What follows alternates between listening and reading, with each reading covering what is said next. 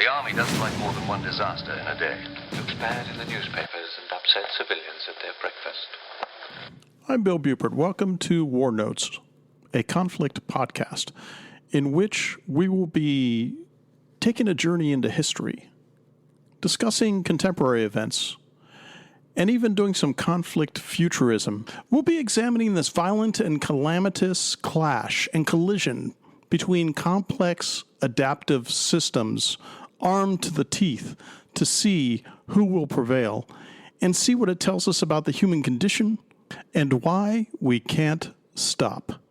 Hello and welcome to episode 13 of WarNotes, a conflict podcast. The title of this episode is End of an Era, The Infantry Folds Its Colors.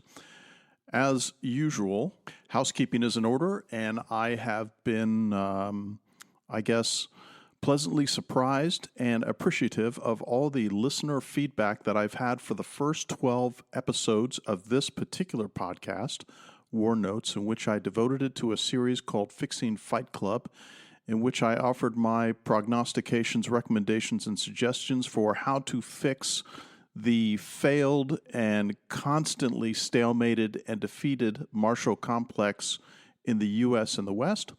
I would urge those of you who are loyal listeners to continue the feedback and correspondence that we have. Those of you who think you may have peers, colleagues, friends, acquaintances who may be interested in these kind of military topics, please make sure that you recommend my podcast. If you happen to be able to leave a review, it is much appreciated. So in this case, I thought that I would entertain what I find to be one of the revolutions in military affairs. A revolution in military affairs is something that is so significant and pulse-changing and life-changing in the lifetime of an idea that it becomes something that changes the paradigm and shifts it prismatically in a way that is ahistorical. For instance, an RMA of the past would be the saddle. Another RMA of the past would be the stirrup. Another one would be firearms and individualized combustible cartridges, centerfire cartridges, smokeless powder, those kind of things. Of course, in the Navy, you had carriers. In the Air Force, you had propeller-driven aircraft at the turn of the 20th century, turning into jet aircraft shortly after the last half of the century just starts, and then we fast forward to today where we have so many modalities and so many revolutions in military affairs. Now, revolutions in military affairs can take on two flavors. One of those flavors is a complete change. Another one of those flavors is a change and permutation of an existing weapon system or modality or way of fighting, a TTP, a tactics, techniques, and procedure, that actually inaugurates a brand new form of warfare. So in this case, missiles have been around since probably, one could say, World War II and beyond. The ability of missiles to be made in the affordable mass that they are today, the introduction of sensors and effectors that synchronize together and can deliver those missiles, whether terminally maneuvering or ballistically terminal, into their targets is something that continues to be refined over time. As I mentioned in previous podcasts, the missile age is upon us in a very big way in the 21st century. It won't change. And the absolute accelerationism in the technology and the employment modalities of missiles will startle even the most cynical reviewers and observers of conflict in the 21st century simply in the next 10 years. So let's get to the meat of this episode.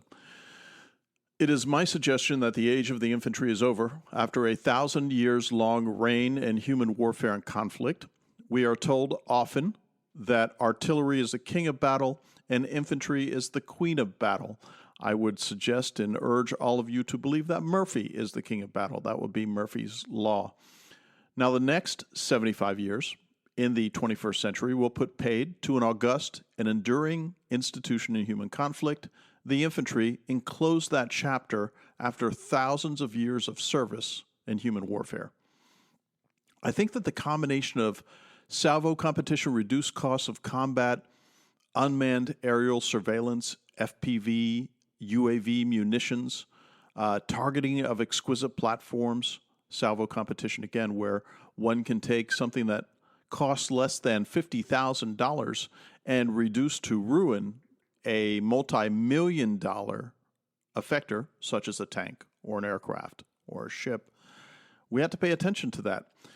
The intelligence, reconnaissance, and surveillance that would be ISR ubiquity, it is everywhere. And what that does is it allows, for instance, if one has air-breathing or non-air breathing UAVs or UASs that simply do targeting functionalities, simply do sensing functionalities, and pass on that data for more accurate and precise strikes, this technology is not going away, and it improves year by year. I would also say, since I'm always banging on the drum of anti-fragility and fragility, if you'll listen to episodes 2 and 4 of Chasing Ghosts, you can get an in-depth analysis of my suggestions when it comes to that and why that is not only a material advantage, but a harbinger of things to come, because if we don't look at the fragile nature of exquisite platforms, in this case, exquisite platforms would be ships, planes, tanks, infantry fighting vehicles, you name it. What you would discover is that they are fragile and that the anti-fragile means of taking them on leads to a war of leakers. In this case, the anti-fragility is the missiles. No matter how sophisticated your integrated air and missile defense may be, your A2AD, your aerial access, aerial denial modalities may be, they will be overwhelmed over time because quantity has a quality all of its own. And if you don't have a probability of kill that assumes a 100% servicing of all incoming targets, something's going to get through, and that something will either land in your lap or cause some kind of neutralization or destruction of your assets. A minor note, semantically speaking, you have heard me employ the phraseology near peer in the past because you have near peer and peer competitors. Peer competitors would be like first world nations like the US, Russia, and China. And then near peers would be those that are all below, or maybe they are aspirants with the means, the technology, and the budgets to afford the more exquisite platforms. But like I bang the drum on again and again, the era of exquisite platforms may be coming to a close. I haven't reached a conclusion on that, but this episode may lead me to convince myself that that era is closing indeed. So I'm never going to employ the phraseology near peer again, because what Yemen and the Houthis have proven in the Red Sea, where it has made U.S. carrier forces turn tail and run on 3 separate occasions, even having the U.S. Navy, and much to its degradation and I believe embarrassment, saying that they suffered the most, I'm paraphrasing, they suffered the most intense combat since World War II against a nation with no navy. Hence, I think that a hybrid of technology and the nature of sensor and effector synchronization has driven cost and opportunity so far down, relatively speaking, to what it's been in the last century, much less for the previous history of manned human conflict, that it's now a rational calculation to destroy individual infantrymen and small units in detail, which brings me to the subject of this podcast episode. For the first time in conflict history, the infantry on the battlefield will be targeted in a cost-effective fashion that will annihilate them on any field they step on, in any climate, at any time on the planet. The difference now is the wholesale elimination of infantry forces is nearly available to every combatant force on Earth, and it is my forecast that in 10 years it will be available to every combatant force on Earth, even in the third world and the developing world. And it will simply become more refined and deadly with time. So again, it is time for the U.S. and the West and our partners in the Pacific for some severe self-reflection and reassessment to question the efficacy and utility of the infantry mode of combat. This RMA needs to be faced immediately. And since, as warriors and scholars and professionals engaged in viewing how conflict works on Earth, both in the past, right now, and maybe in the future, we are not vintners, and putting this off and procrastinating about addressing this immediately will only make things worse. This is an existential crisis for combat arms in the West. A little background, and by no means am I using this as an instantiation of my expertise on infantry combat. What I would tell you is this. I am a former infantryman, 3rd of the 502nd, 101st Airborne Division, and I was branch detailed. Prior to that, as an enlisted guy, I was also involved in those kind of things. I was not a career infantryman. I was a career MI guy, military intelligence.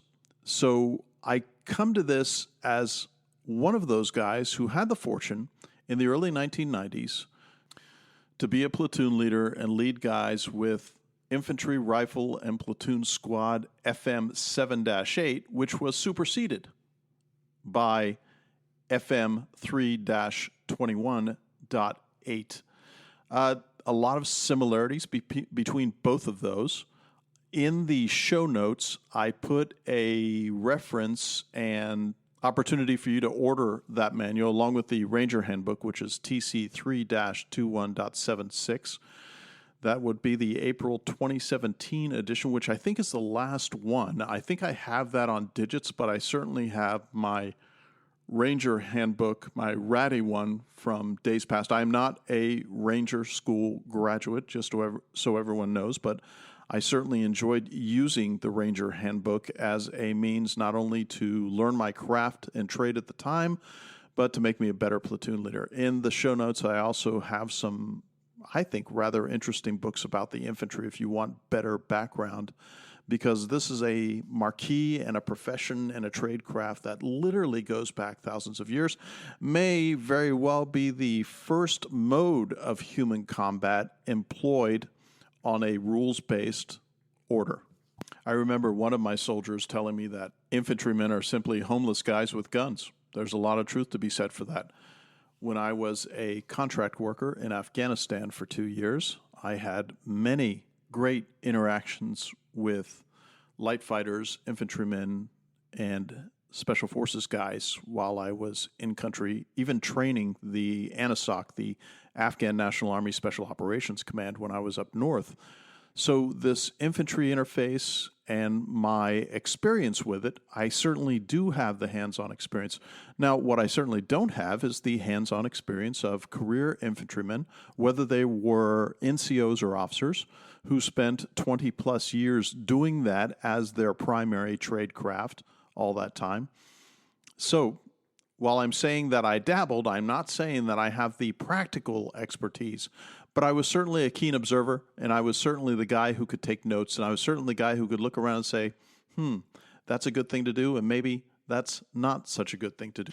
Infantry combat tends to be moments of madness, blood-soaked experience, two-way ranges, three-way ranges, chaos, calamities, and all of those things, and many, many, many other hours, days, weeks, maybe months on end of just monotony and doldrums. But nonetheless, infantry combat, especially when one goes back several thousand years to the single combat of man-on-man with not rifles, not muzzle loaders, but sword and spear and pilum and shield, a rather bloody affair. And I thought, how can I characterize the horror, the terror, and even the highs of what it meant to be infantrymen? Because one has to admit that there is a certain slice of humanity that I wouldn't say they love war, but they certainly enjoy the adrenaline rush in one aspect or another. I also wanted to mention that, again, one of my favorite books, we all want a novel. We all want that work of fiction that captures, that distills our war. For my war in Afghanistan, that would be Tattoo Zoo by Paul Avalon, that really captures in a fictional narrative, much like Matterhorn by Karl Marlantes, which captures the Vietnam War in all its viciousness and fleeting glory, times of happiness, times of intense sadness. And what I found is that sometimes poetry can capture that distillate in a way that prose can't, and especially within the limitations of a podcast in which I don't want to read pages and pages from a book. So I decided to go to World War I and to World War II and read from two poems that sort of capture infantry combat for the time to give those who haven't had the pleasure or displeasure of experiencing two-way ranges what it could possibly be like. This one is called Dulce et decorum est. And by the way, what dulce et decorum est pro patria mori, which are the last two lines, means it is sweet and proper to die for one's country. That would be Latin, of course. So Dulce et decorum est by Wilfred Owen, one of the celebrated poets of World War I. Quote, bent double, like old beggars under sacks, knock-kneed, coughing like hags, we cursed through sludge, till on the haunting flares we turned our backs, and towards our distant rest began to trudge. Men marched to sleep, many had lost their boots, but limped on bloodshot. All went lame, all blind, drunk with fatigue, deaf even to the hoots of gas shells dropping softly behind. Gas, gas, quick boys, an ecstasy of fumbling, fitting the clumsy helmets just in time, but someone still was yelling out and stumbling and floundering like a man in fire or lime. Dim through the misty panes and thick green light, as under a green sea, I saw him drowning. In all my dreams, before my helpless sight, he plunges at me, guttering, choking, drowning. If in some smothering dreams you too could pace behind the wagon that we flung him in and watch the white eyes writhing in his face, his hanging face like a devil sick of sin, if you could hear at every jolt the blood come gargling from the froth corrupted lungs, obscene as cancer, bitter as the cud, of vile incurable sores on innocent tongues, my friend, you would not tell with such high zest to children ardent for some desperate glory, the old lie, dulce et decorum est pro patria mori. It is sweet and proper to die for one's country.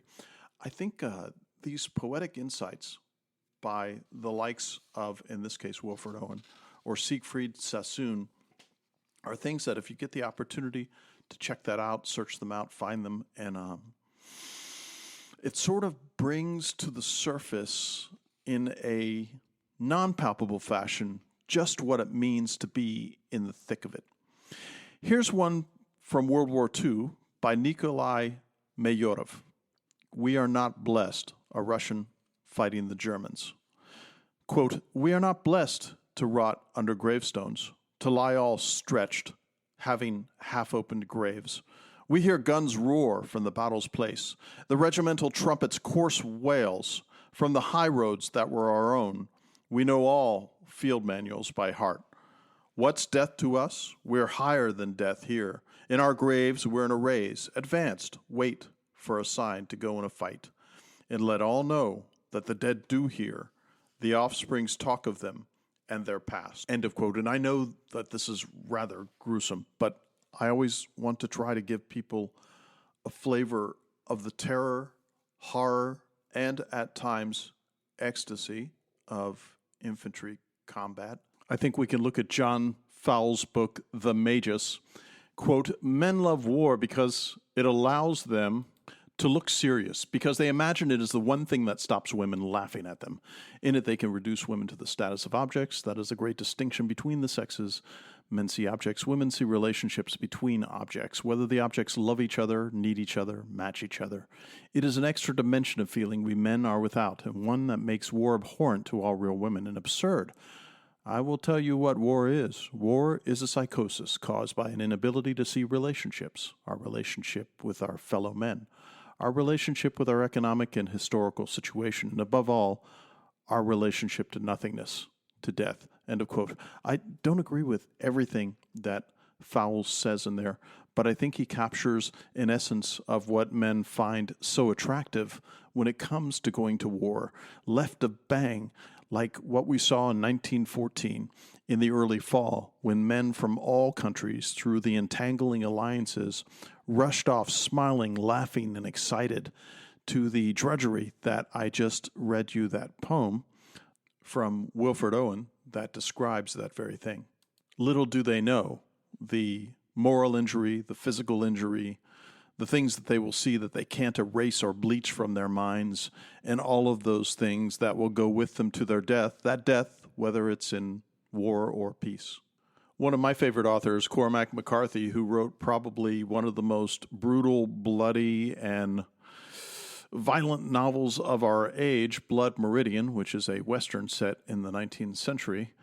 Well, in Blood Meridian, there's an excerpt, and it says, quote, "It makes no difference what men think of war. War endures. As well, ask men what they think of stone. War was always here. Before man was, war waited for him. The ultimate trade awaiting its ultimate practitioner. That is the way it was and will be that way and not some other way," end of quote. I am blessed to have correspondence as a result of my podcast, who I correspond with on a fairly regular fashion. And one of them, he will go by the initials CG. Thanks, CG, for this thought experiment that you sent me.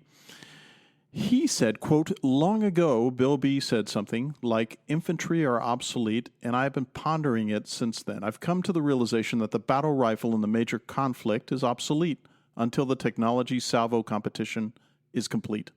For almost all conflict going forward, I suspect hiding from the unimaginable suite of sensors will be of major concern. There will always be a need for self-defense. The Army should adopt something akin to a ruggedized FN-57 as 9mm is also ballistically archaic.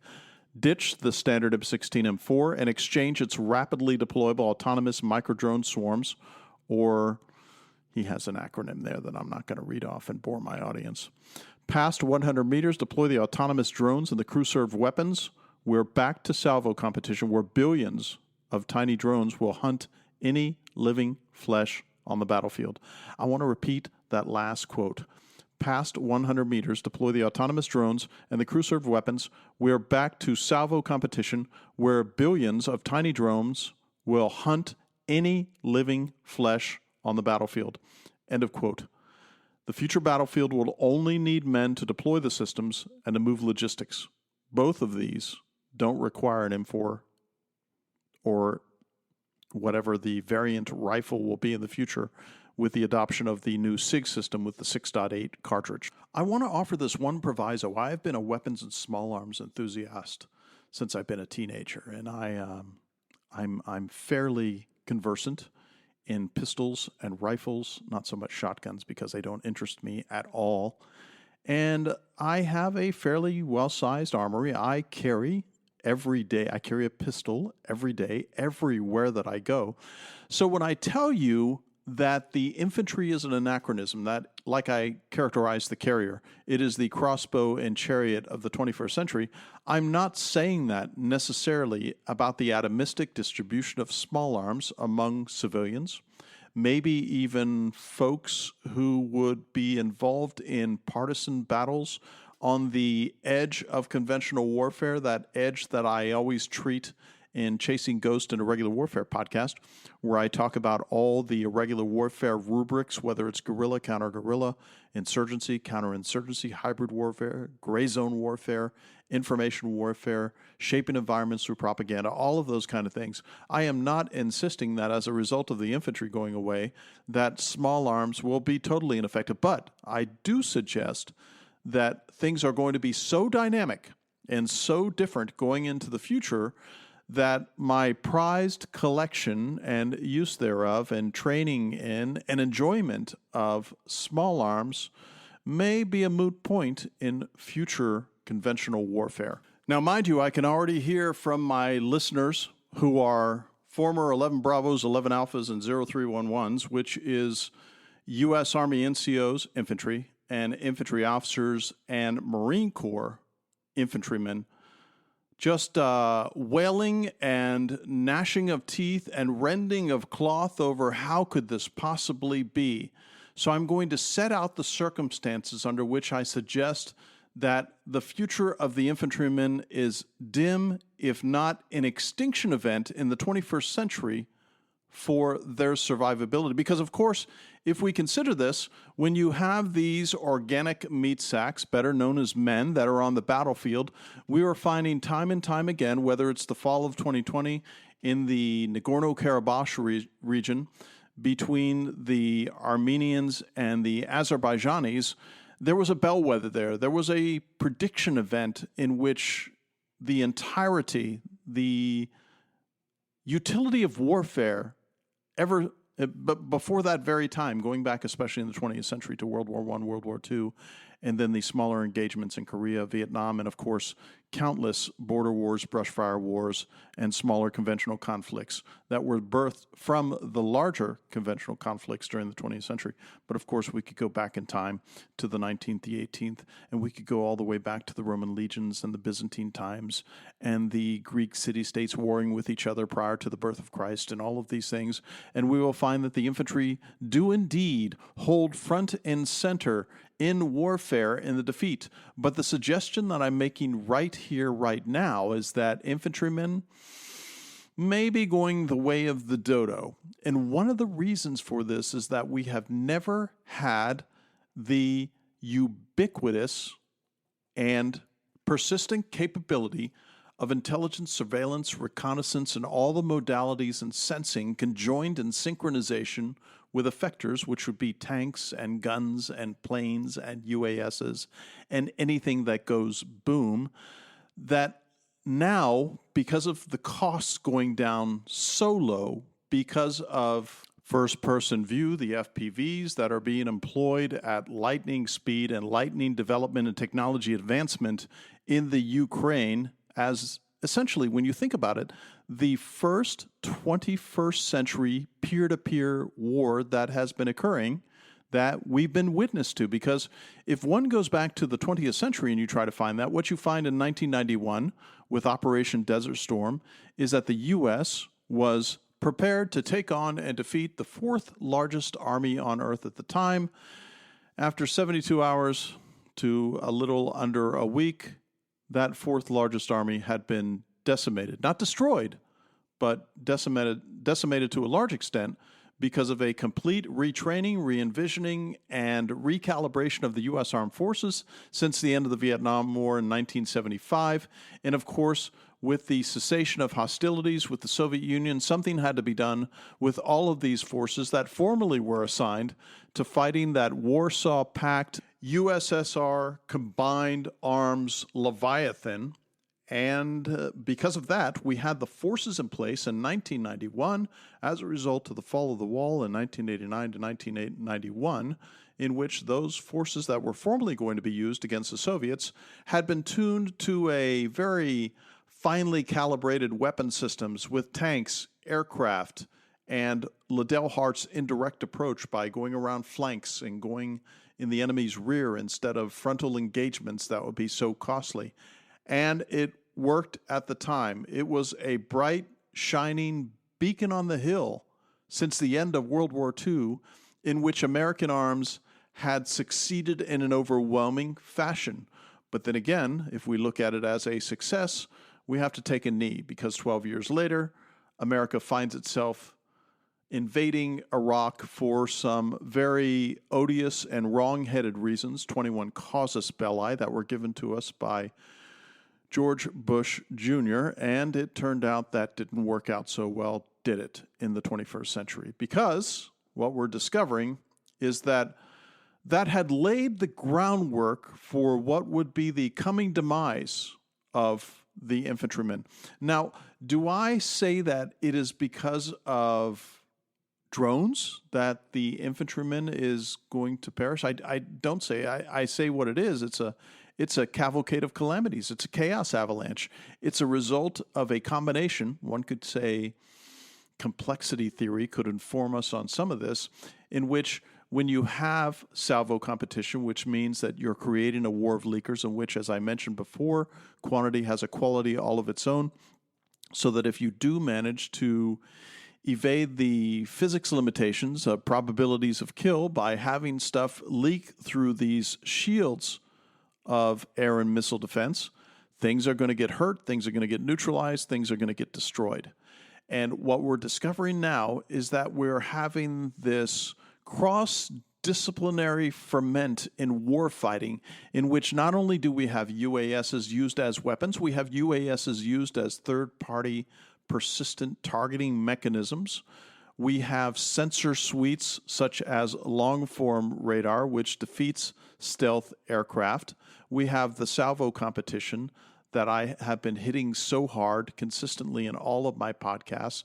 That means that if you build the firstest with the mostest, and you can synchronize all of your fires efforts with very deep and wide sensor suites and complexes, you may very well be able to defeat even the most sophisticated exquisite platform formations out there. And now what we've discovered is that when one observes the Ukrainian war, which is a bellwether for the conflict for the remainder of the century, we're seeing that both the Russians and the Ukrainians are using first-person view drones and UAS modalities, whether it's a Lancet 1, 2, or 3 generations of Lancets, $50,000 drones, weapons drones, that have been developed by the Russians and jointly, I think, with the Iranians, being used to not only take out IFVs, infantry fighting vehicles, not only taking out tanks, maybe artillery pieces, maybe aircraft, things like that, but also taking out individuated soldiers with these devices.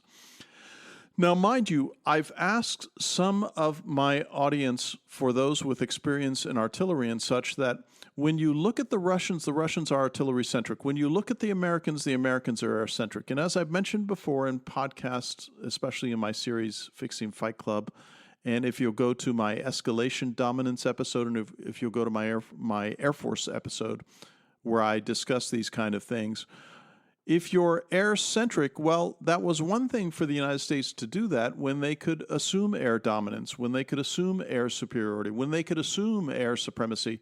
They can assume none of those things except for the first one, air dominance on a temporary basis, but that will quickly be subsumed. For instance, everybody, including myself, were big fans when it came to the big fight of the A-10, which was originally designed in the 1980s to be a flying tank that would take on ground tanks in the Warsaw Pact and the Soviet forces in their march on Europe, or reversing the course, a NATO march on the Warsaw Pact countries, or Russia, which I would tell you is very ill-advised. But nonetheless, it was great in its snapshot of time. But now, again, because of the missile age, missiles are the dominant means of dominating a battle space on Earth as we speak until something else comes along. And you will note that no A-10s have been flying around in the Ukraine to take out these IFVs, tanks, artillery pieces, whatever the case may be, because they get shot down. The Russian alternative, maybe the analog one could say to that, would be the Su-25 Frogfoot, which was their version of an A-10 tank killer. They rarely go past the forward line of troops because they get shot down. I think the total losses for the Su-25, for instance, are 5 destroyed from what we know in the Ukraine proper. Now, this goes on to tell us also the vulnerability of these airframes. These are manned airframes. Another forecast I have is that in the next 10 to 20 years, unmanned modalities will quickly supersede as the weapon of choice from mud to space in the conduct of warfare on planet Earth. You have to remember that aircraft, especially manned aircraft, for the most part, especially rotary wing aircraft, are very delicate, exquisite platforms. I mean, we can step back in the hot tub time machine and go back to 2003 at the Battle of Karbala, where 30 Apaches, 29 of which were hit in Iraq by ground fire, RPGs, some MADPADs, things of that nature. There wasn't a single rotary wing aircraft, in this case the AH-64 Apache, that went into that combat environment and didn't come back harmed in one way or another. Now, of course, since then, the technology has improved exponentially. Again, that's why I'm saying that unmanned aircraft, unmanned vehicles, robotics, and the salvo competition of just having so many of these modalities that it will improve the ability of one side to overwhelm the other if they have enough of these in stock, and also they know their way about using them. You could not have gone to the Fort Benning Maneuver Center of Excellence, which used to be the U.S. Army Infantry School at Fort Benning, Georgia, in the year 2000, or if we go back 10 years, when I went through OBC and I went through an abbreviated version of the infantry school for 18 Alphas. What you discover is that they had no martial imagination or even the slightest hint that within a quarter century, their entire trade of being light infantry or mechanized infantry, and especially mechanized infantry, are in the hazard today. But even so, we're seeing in the Ukraine that light infantry is in the hazard today. The distinction between the two of those who don't know is that light infantry are those who are ground pounders, maybe they're paratroopers, maybe they're assaulters, like the 82nd Airborne Division and the 101st Air Assault Division, respectively. Both of those modalities of delivering troops are in the hazard. Why in the world we maintain a division size airborne formation, I can't justify the expense or anything. I certainly can justify as a paratrooper myself, and having graduated both airborne school and air assault school, I can certainly tell you that simply from the perspective of going through that training as a junior leader, in my case as a young officer, or even the NCOs or the junior guys who go through that, I think it is indispensable training to know what you're about, to know what your levels or tolerance of fear horizons in, those kind of things. As far as using air assaults, which is helicopter-borne assaults for vertical envelopment on the enemy, or using airborne formations, especially at the division level, even though I think that we only have a brigade minus capability with our current strategic airlift to deliver them to a landing zone, is that they can't be delivered to a contested landing zone, these paratroopers, because what happens is if they're delivered to an uncontested landing zone, you're going to make an assumption of 4 to 6% losses, whether it's before the heavy drop or after, and I don't have a preference for either because I think both are frightful, is that you're going to have broken ankles, sprained ankles, injuries, things like that. I had a parachute injury myself on Ieshima when I was stationed with 1st Special Forces Group in Okinawa. They do happen in peacetime. As far as a contested LZ where you're landing into a hostile LZ that's being defended, those losses would far outstrip that 4 to 6% of losses on a non-contested LZ that I just described. The same thing applies. I just mentioned the Battle of Karbala with the loss of all of those AH-64s. When it comes to delivery of air assault troops at a battalion or brigade size element in the redoubtable and wonderful UH-60 platforms in a contested LZ and drop, whether it's a landing zone or a drop zone, it is going to be a very violent episode that will have lots of casualties, both maimed and dead. I bring this up to show you that left of bang before these infantry forces even arrive in their transport modalities. In this case, it could be a C-130 or a C-17 or a C-5, and that would be very rare for paratroop operations or the air assault operations of using the Chinooks, the 47s, looks like two palm trees raping a dumpster. And the UH-60s delivering air assault troops in battalion or brigade minus formations onto a LZ, whether that LZ is contested or not contested, in a permissive or non-permissive environment. In this case, what that means is that a permissive environment is things are clear, most likely it's uncontested. In a non-permissive environment, it's another way to use many more syllables to say contested.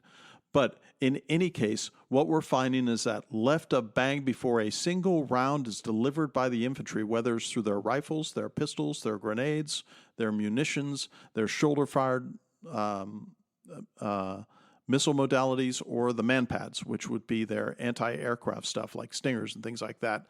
Just getting there is going to be in the hazard because of missiles. Once they land, they will be in the hazard because of missiles.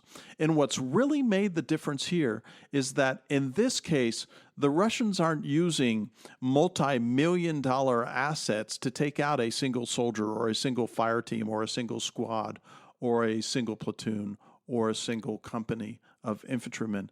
They're using individuated, deep larder missile sets and UAVs, first-person shooter drones, and all of these kind of things that are putting infantrymen as individual fighters, much less being in their fire team or squad, in the hazard of being removed. Now, let's take this further. So I've talked about left of bang, where you're transporting the infantrymen to the field, whether that's going to be landborne or airborne, whatever the case may be. Once they've arrived, and let's suppose it's a meeting engagement where all of a sudden, in a hasty fashion, they come upon the enemy and they start exchanging rifle fire, grenade fire, whatever the case may be at company level, battalion level. Now the drones, the UASs, the UAVs step in, and we're not talking about the larger, more expensive Group 3 and above drones like the General Atomics MQ-9 Reaper, or sometimes that's called the Predator B and things like that. These are big weapons-borne modalities. I think they have a top speed of around 300, a range of around 1,100 miles, but these things cost around $17 million a piece. What I'm talking about here, and let's be specific so that we can establish what our evidentiary line is these $50,000 and lower drones like the Lancets, and cheaper drones like the Iranian Shahed, the Hessa Hamashe, the Ababil, and the Mohayir.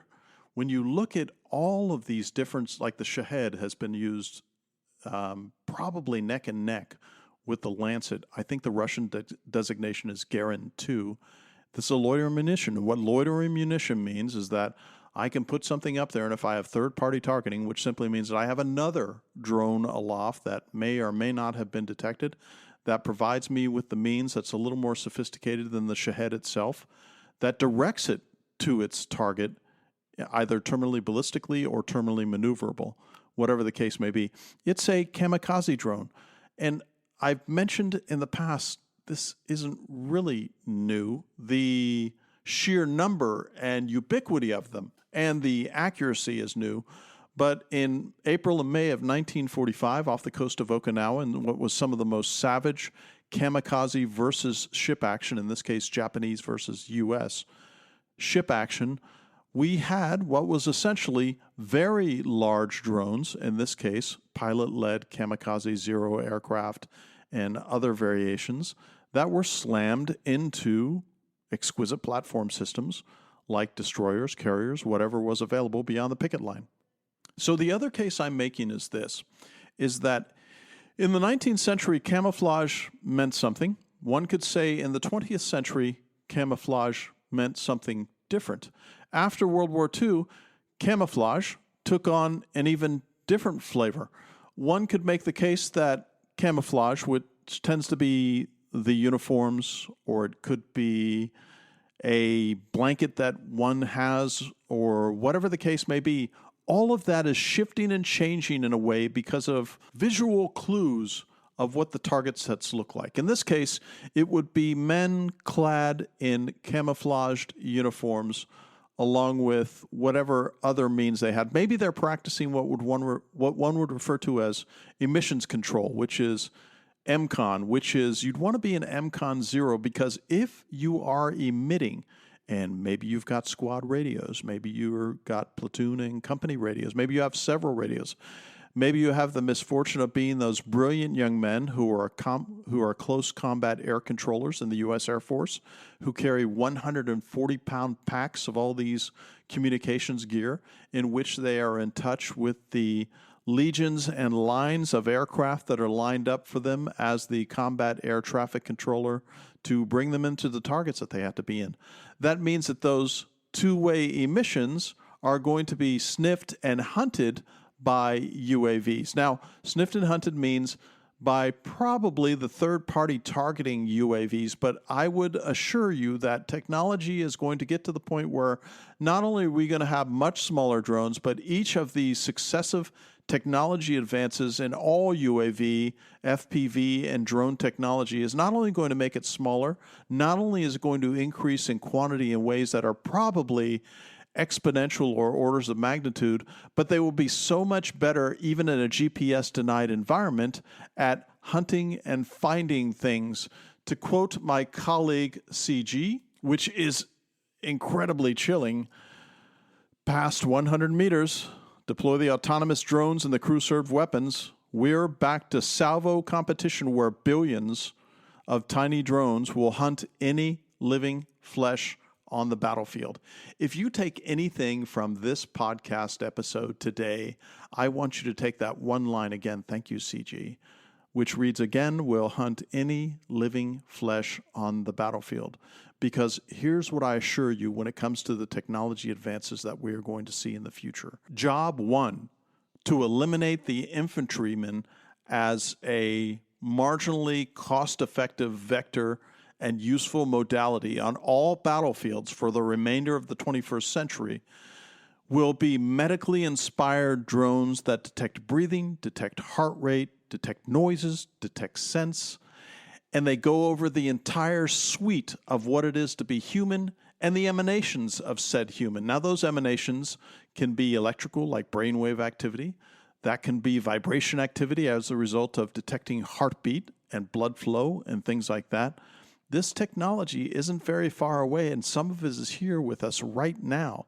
Now, match that to an absolute overwhelming quantity of these on a given battlefield, and all battlefields tend to be constrained geographical constructs in which concentration can occur, and you're going to have two varieties. Number one, you are going to have ISR, UAS, FPV drones whose sole purpose will not be weaponization, but will be observation, intelligence, surveillance, reconnaissance, and battle damage intelligence, battle damage assessment, and what to do for follow-on missions and rapidly changing tactical environments.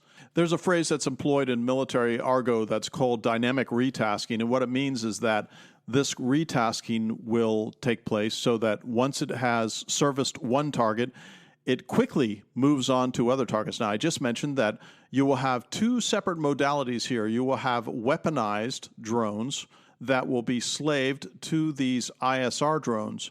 But here's what's going to happen in the future in the next 10 years, and this is my forecast, is that you're going to have bundled weaponized drones where the price, the cost effectiveness, and the technology are going to have improved so much that those third-party targeting ISR drones that I talked about may not have to exist. I suspect they will always exist in order to do the battle damage intelligence and battle damage assessment so that they can employ the dynamic retasking of whatever is in the battlefield at the time. But taking both suites together, which is a detection modality for human flesh on the battlefield and a consigned weapons load on those, and it's under a price point that makes it cost effective, taking out individual soldiers, fire teams, squads, platoons, and such, whatever the environment may be, from the Arctic icelands all the way to jungles to deserts, whatever the case may be, the technology will find a way, and they will find a way to combine these in one modality so that, as my friend CG said, hunt any living flesh on the battlefield, end of quote. So, it's just scary stuff. And I do think that that is the sine qua non of what's going to happen. I think that is one of the main reasons why the infantry is going to go away, is because of missile technology, because of UAV technology, and all of those kind of things. Now, one may wonder at and say, but how will you hold ground? Well, here's the thing. I've spoken of left of bang. I've spoken of the hunting of soldiers on an active battlefield, whether that's going to be hasty or deliberate. But what's going to happen, let's suppose we're going to suspend our disbelief, and we're going to take the 101st Airborne Division, for instance, and we're going to put them in a peer conflict, and we're going to park them on a battlefield, and we're going to give them that massive tactical command post that is the divisional footprint, and all the gen sets that power all the PowerPoint machines, which are the computers that we are all saddled with, even in the field fighting a war. And all of these things, from division level down to brigade level to battalion level, all the way down to that single soldier, are you entertaining in the least that those won't be eminently targetable once they're sitting in one place, and won't be that much more easily targetable by multitudes, waves of these drones? So let's examine this atomistically very quickly. I have made the case, and I made the case earlier in my Fixing Fight Club series, especially on my episode where I talk about how to reform and recalibrate the U.S. Army. Do we really need these divisions? Do we really need air assault divisions? Do we need paratrooper divisions? Do we need mechanized? Do we need tank divisions? Do we need all of these?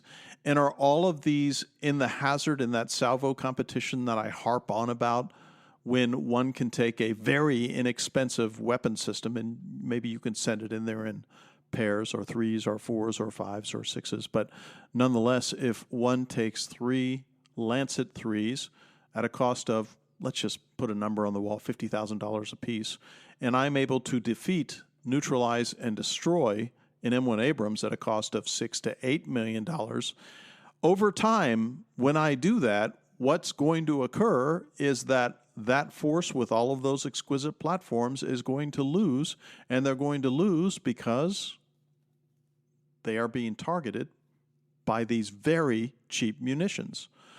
Well, by extension, the case that I'm making is that these very cheap munitions are now so cheap and so ubiquitous that they're being used to take out individual soldiers. For those new listeners, I've mentioned this short story before in the 1950s, penned by Arthur C. Clarke, called Superiority, which I really urge you to read if you get the opportunity. It is a short story after all. But here's a quote. Quote, "When the war opened, we had no doubt of our ultimate victory. The combined fleets of our allies greatly exceeded in number and armament those which the enemy could muster against us, and in almost all branches of military science, we were their superiors. We were sure that we could maintain this superiority. Our belief proved, alas, to be only too well-founded," end of quote, because in the short story, quantity does have a quality all of its own, and in this case, the competitor forces that they were arrayed against relied on much simpler and much more numerous platforms than were used by the supremely scientifically advanced civilization that lost in this particular conflict. By the way, Clarke himself said soon after publication of Superiority, it was inserted into the engineering curriculum of MIT to warn the graduates that the better is often the enemy of the good, and the best can be the enemy of both, as it is always too late. End of quote. I think that's brilliant stuff. It almost rivals the 1974 Caltech graduation speech by Richard Feynman on cargo cults and science, which I would urge all of you to read if you get the opportunity. So let me make a succinct case for why the infantryman is an endangered species, if not right in the middle of an extinction event in the 21st century variety of revolutions and military affairs that we are witnessing before our very eyes. It's because the ubiquity of cheap munitions, the ubiquity of sensors and effectors that are synchronized to each other, and the fact that any emissions that an infantry makes, whether that is the human emissions of actually being living flesh, or the discharge of firearms, or the movement in a forest, or the emissions from radio sets or communications gear, or anything like that, which is vital to the synchronization of human elements at everything from the platoon to the brigade level in what we would consider modern warfare, which soon is going to be superseded by this new kind of warfare. I would suggest to you that the investment in maintaining infantry forces en masse may be an unwise choice in the use of funds, training, and time. Now, let me be clear on this too. I am not saying that all infantrymen are going away. I can certainly see the utility of maintaining a 75th Ranger Regiment with, I think, 3 battalions now. Maybe we could go down to 2 battalions. Having these elite, best-of-breed light infantry soldiers could greatly benefit, probably in some situations, that would demand the extraction of diplomatic personnel, a hostage rescue, for instance, with CAG, Delta, Special Tactics Squadron 24 in the Air Force, SEAL Team 6 when they're not on publicity tours and such.